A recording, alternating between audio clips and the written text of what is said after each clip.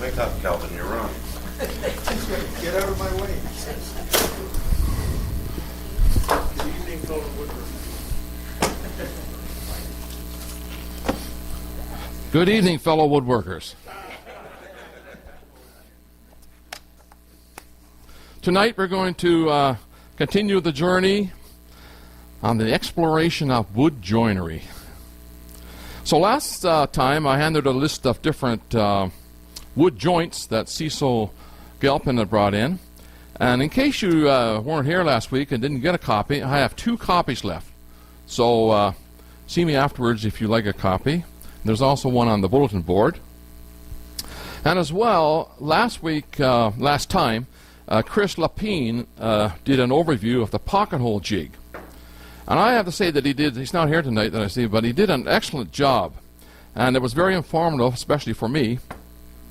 I just have to wait till I get my next birthday to buy one. But by the way, if you missed it, you can view it on YouTube. And by going to the Durham Woodworking Club site, and when you go there, you'll see the YouTube link on the right-hand side of the screen. And so, of course, you just click on it there, and there you can see the video of the pocket hole joint and any of the presentations that we've done. And I might add that the group, the AV group, is working very hard on improving these presentations, and it seems like every week we're getting better. So tonight we're going to talk about the mitre joint. And this is one of the most common joints, and one of the most attractive joints. But there are no end grains that are visible, and this makes it especially better for staining. But in my opinion, and I believe that would be most of you would agree, that it's one of the most difficult joints to get perfect. And of course, in woodworking, we always want perfection, right? So what is a mitre joint? It's a joint made by beveling each of 2 parts to be joined together. Usually, but not always, a 45-degree angle to form a 90-degree angle. And so I showed a picture of it right here. So you got a 90-degree cut in half with 2 45s. And that gives you a simple, basic mitre joint. For woodworking, a disadvantage of a mitre joint is its weakness. And there are various ways to strengthen it, like using dowels or biscuits or pocket hole, just to name a few of them. And at the end of the presentation tonight, Mike Beaton is going to come and show us one method by using a spline to strengthen the mitre joint. In an example of a picture frame, so I brought along a frame that I've made. I actually made this in 2001. It's a frame. Let me just pull this over, and maybe I should do it this way here. This is a frame I made to mount a calendar. And at my workplace, they used to give us a calendar every year that fitted this frame perfectly. So since I've retired, I can't find one that really fits, but there's a calendar in there. And so this is the mitre joints. And to get these joints perfect, I almost got it perfect, I think, but it's close. But it's difficult. But this calendar, I was thinking this one, you look at the back, you push your calendar in through the back and goes down. I was thinking this might be a good project for the group to make one of these, if you're interested. Maybe in the fall, and as we approach the new year and new calendars are coming out, so we could, this could be a little project for us to maybe make a calendar holder. So think about that.